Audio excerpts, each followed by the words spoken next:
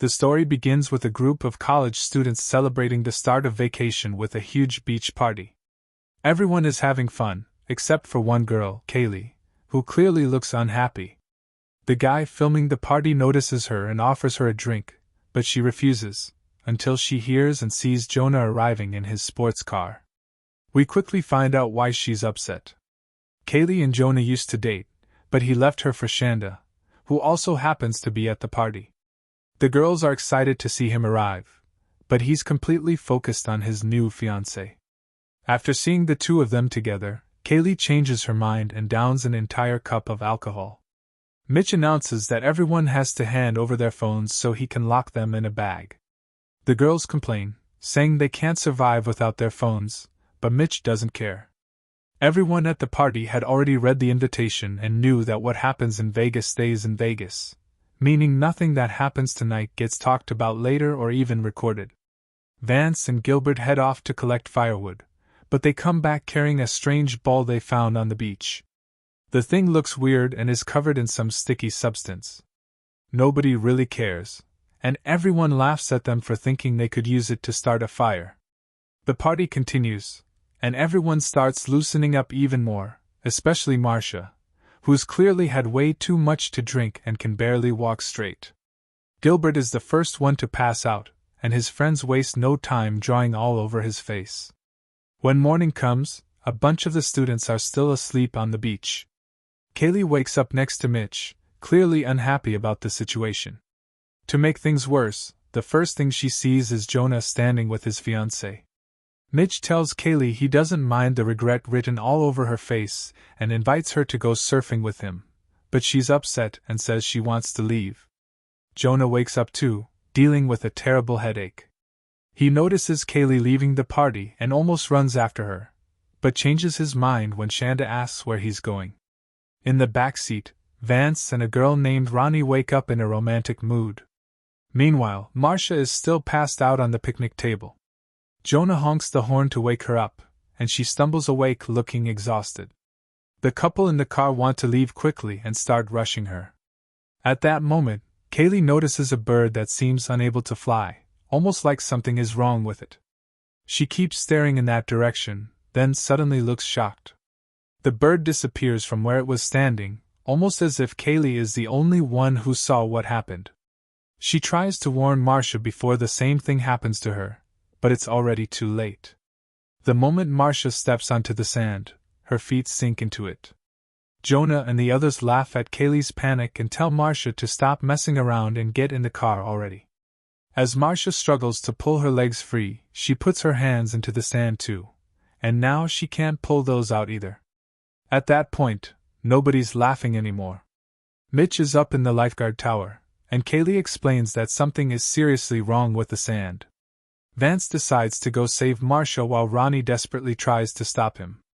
After taking just a few quick steps, he suddenly loses his balance and falls face first into the sand. Everyone panics at the sight. Shanda nervously asks why he isn't getting up, terrified of the answer. Vance starts screaming for Ronnie to help him, while she breaks down crying, too scared to move toward him. Jonah threatens to jump down and save his friend, but Shanda physically stops him. Vance slowly sinks deeper into the sand, and his screams gradually fade until they disappear completely. Ronnie keeps trying to comfort him, promising that everything will be okay and that he'll survive, but she's completely wrong. When Vance tries to pull himself free, everyone sees that nearly half his face has melted away. His friends freeze in horror, realizing he's not just sinking like the bird did, the sand itself is actually consuming him. Mitch is horrified after watching his friend disappear beneath the surface and desperately demands an explanation, but everyone else is just as lost as he is. Jonah tries to stay rational and insists it has to be quicksand. He says they need to dig around Vance to save him. But Ronnie refuses to step onto the sand and reminds him that he saw Vance's face himself.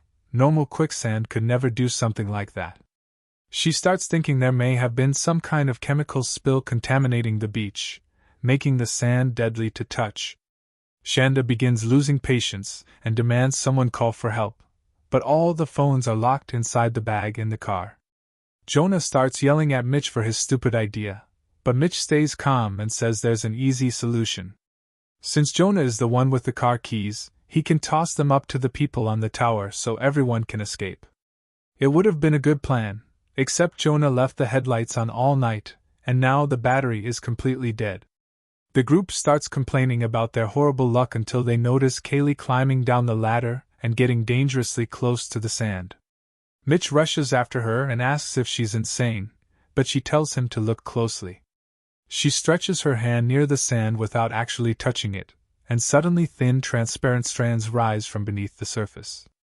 They look like tiny tendrils trying to reach for her hand, and they seem to move closer when she pulls away.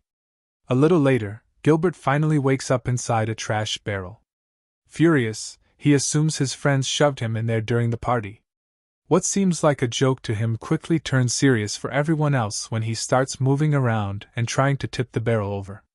At first, nobody listens to him until Mitch finally convinces him to pay attention.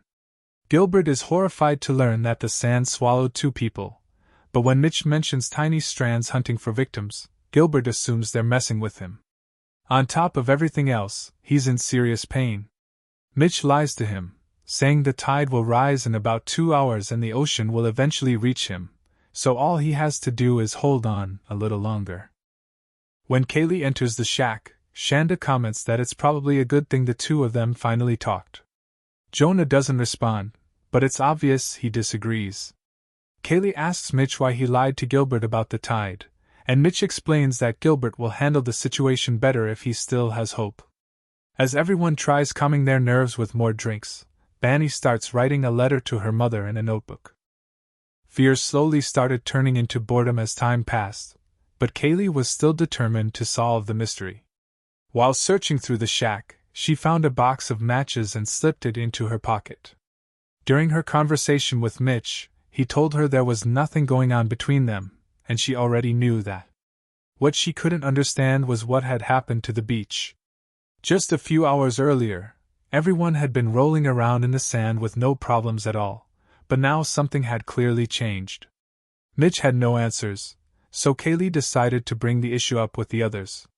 Gilbert wanted her to shut up, and Shanda thought the whole discussion was a waste of time, but Jonah agreed with her idea. He said they might figure out how to escape if they understood the phenomenon better. They all started replaying the events of the previous night in their heads, and then the horrifying truth hit them. The rest of the people from the party never actually left the beach. Most of them had fallen asleep on the sand, which explained why they never woke up again. Up until then, they'd been complaining about their bad luck, but now they realized they were actually the lucky ones. The girls started crying as they thought about the dozens of people who had been swallowed by the sand. The sun was getting brutally hot, so everyone started putting on sunscreen. Jonah tossed the bottle toward Gilbert, who nearly fell out of the trash bin while trying to catch it. That's when Kaylee noticed something disturbing near the shoreline. It was the strange ball Gilbert and Vance had found earlier, except now it was cracked open, like something had hatched from inside it. Nobody wanted to say what they were all thinking until Ronnie finally did it for them. She said it looked like an egg from some kind of monster.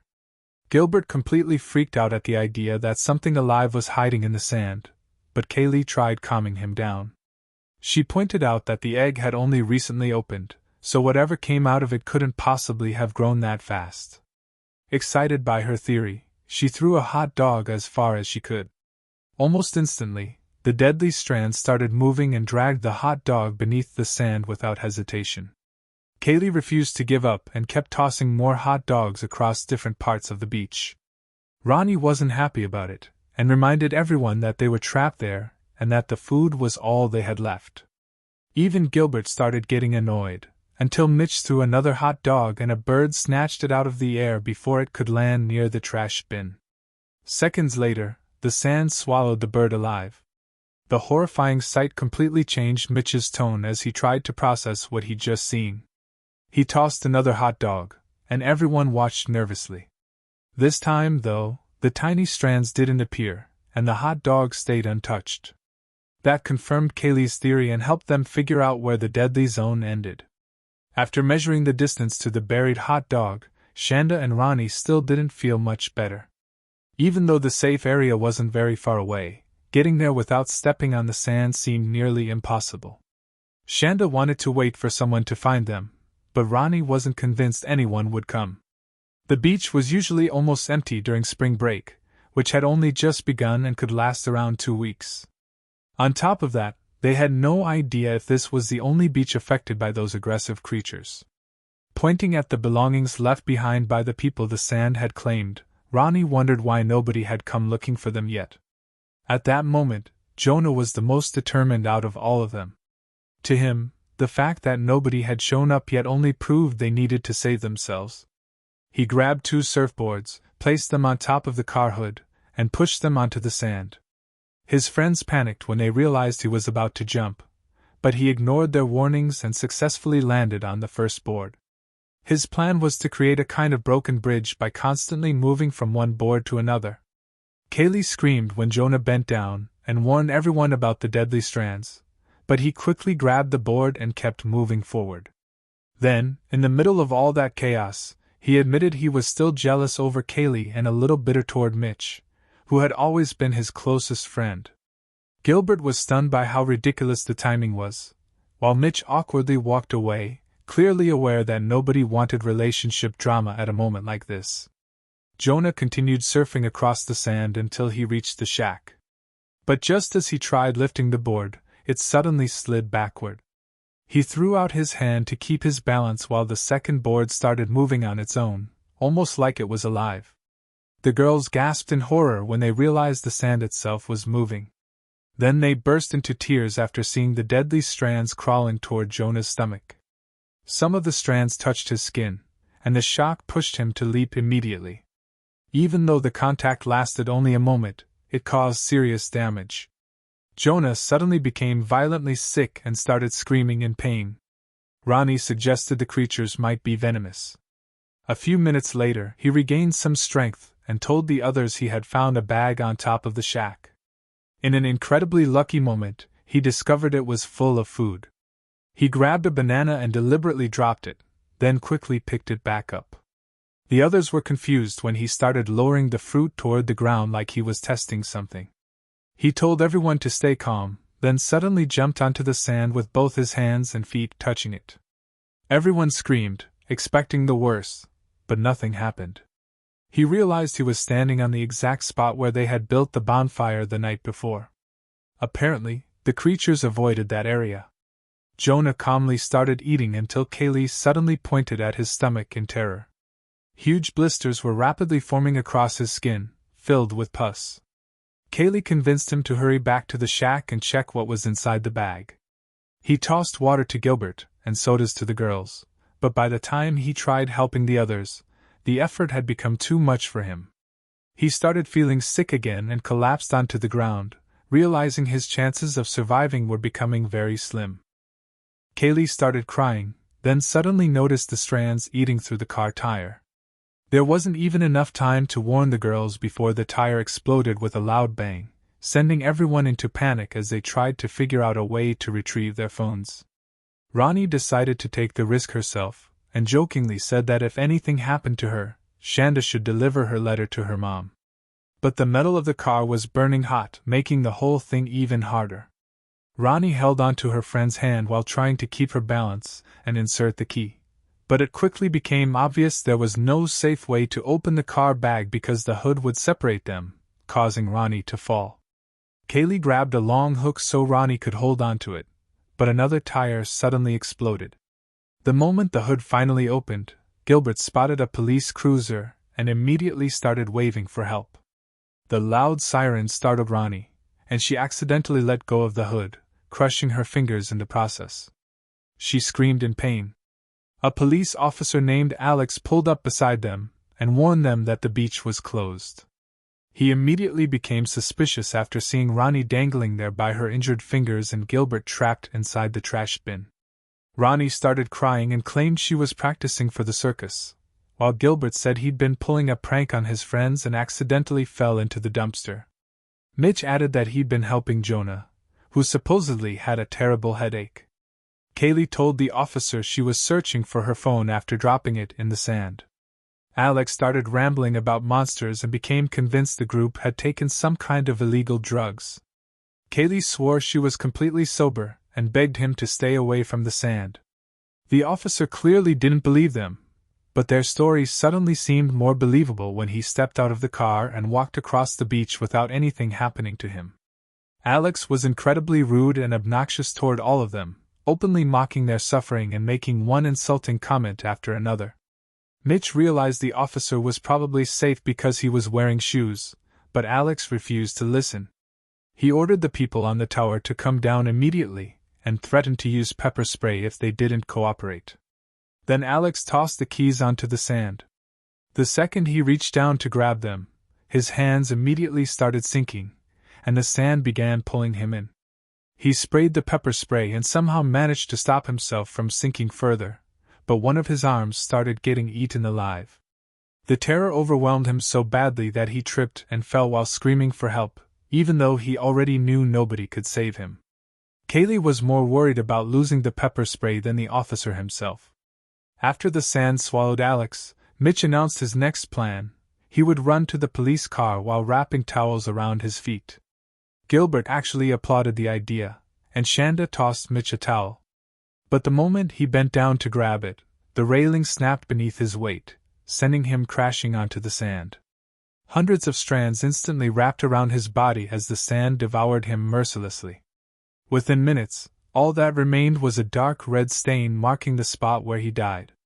Kaylee refused to let shock paralyze her and convinced Shanda to help collect pieces of the broken railing so they could build a bridge for the others.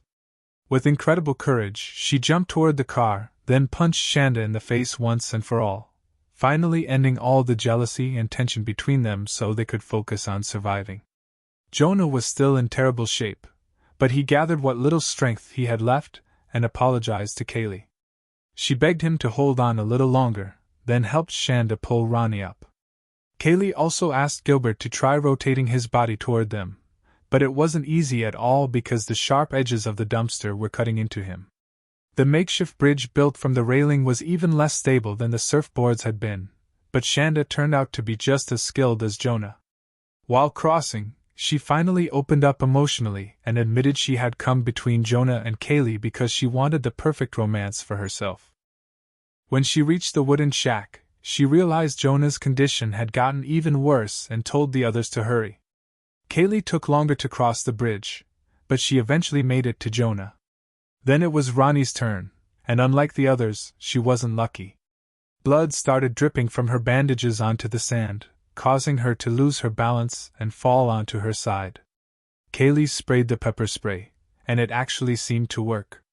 But when the others pulled Ronnie's arm, they realized her hand was gone. Ronnie burst into tears in absolute terror before the sand swallowed her whole within seconds. After that, Shanda decided to try Mitch's towel idea and wrap towels around her feet.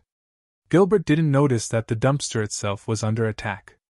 Once Shanda reached the police car and climbed onto the hood, Gilbert celebrated the victory with her, until he suddenly felt something moving beneath him. The dumpster began shaking violently on its own. The girls feared the sand was about to take their friend too, but what happened was far worse. The bottom of the dumpster completely dissolved, and something attacked Gilbert from inside. 3 massive green tentacles burst out from within the dumpster, wrapped around his body in a horrifying embrace, and dragged him down by the shoulder. Gilbert disappeared inside the dumpster, leaving only Jonah and the 2 girls alive as they cried over losing him. One of the tentacles slammed into the car and hit Shanda. She didn't fall into the sand, but she smashed her head and lost consciousness. Kaylee was almost completely alone now. With the last bit of strength she had left, she held Jonah and cried until nightfall. Later, she started calling for Shanda until her friend finally regained consciousness. After taking a moment to recover, Shanda searched through the police car and found emergency supplies, including an inflatable raft. The moment she inflated it and saw it filling with air, she jumped in excitement. Since the shack wasn't far away, she managed to cross the distance easily. She helped Kaylee carry Jonah, whose condition was becoming critical. They needed to save him fast. Kaylee was the last person climbing into the car, and she told Jonah she loved him. But suddenly, The ground started shaking violently. Kaylee fell out of the vehicle, and Shanda rushed to move Jonah into her place to save her friend. Then, out of nowhere, a gigantic tentacle burst from the sand with a terrifying roar. The creature whipped through the air like a giant snake and slammed into the car before retreating back into the hole it had emerged from. Without wasting a second, Kaylee climbed onto the hood of the car and ran to the back, where she found a spare gas can and grabbed it. But the ground split open right in front of her, and another tentacle lunged at her, smashing the gas can and spilling gasoline everywhere. Kaylee struggled to keep her balance while the creature seemed momentarily confused by a piece of the broken canister stuck to the end of its tentacle. She took advantage of the moment, grabbed the second gas can, and poured its contents all over the sand. A sudden flash of movement warned her the creature was charging at her again, so she pulled the matches from her pocket, lit one, and set the creature on fire. The tentacle thrashed violently while burning, and Kaylee stared in shock until Shanda screamed her name. Kaylee quickly jumped back into the car and slammed the door shut. One of the tentacles grabbed the door handle and pulled with all its strength while Kaylee fought desperately to keep the door closed. Then smaller tentacles appeared in front of the car, twisting and writhing almost like they were dancing. Kaylee screamed in terror, completely helpless, but after a few minutes the creature finally disappeared. Everything went dark again, and Kaylee bitterly commented that even that horrifying nightmare wasn't enough for anyone to come rescue them. Trying to stay calm, Shanda said maybe someone would show up tomorrow. Kaylee pretended to agree, even though she was already losing hope. Not long after, they realized Jonah had finally given up and could no longer survive the effects of the venom. The two girls cried, hugged each other, and completely lost hope of making it out alive. Exhausted, they eventually fell asleep until the next morning, when a stranger approached the car and started knocking on the window. They woke up terrified as the man asked if they were okay. Kaylee carefully opened the door and stepped out. Nothing came out of the sand. She cautiously took a few more steps and realized Shanda was still safe too. Shanda did the same thing, and together they finally walked away from the deadly beach. The events of the previous day had left behind a massive crater in the area, while the creature had already moved on, swimming toward another beach. And that's how the movie ends. Thanks for watching, and don't forget, your opinion matters, so make sure to leave your thoughts in the comments and subscribe to the channel.